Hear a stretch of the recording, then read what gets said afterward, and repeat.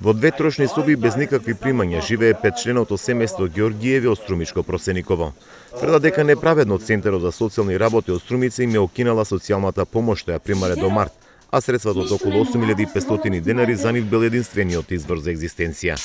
Таткото Павло вели дека цели 6 месеци се надмудрува со институциите да докаже дека сопругата се пријавува во Агенцијата за вработување и го остваруваат правото за што позитивно се изјаснила и Државната комисија.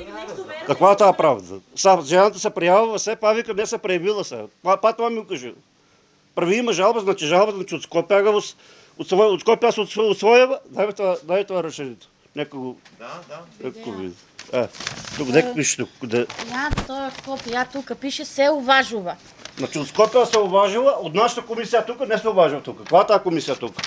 А идејама там кај не ми се не обрајте како треба. Тоа е по Струмица, тука пише дека се одбива. Тоа што од Струмица одбива, зашо се одбива? Павло Ѓоргиев и Даниела Тонева од Штип живеат во вонбрашна заедница, од која имаат и дете. Немаат никаков имот, а семејството го прехрануваат од таргатување и паричната помош што им е укината.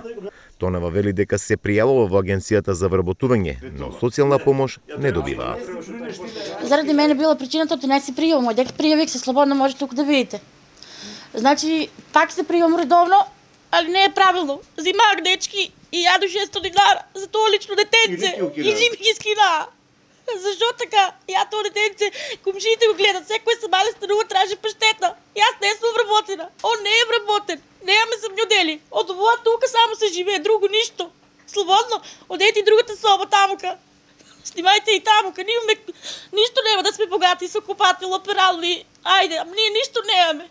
Од Министерството за труд и социјална политика не прецизира зошто им е укината социјалната помош.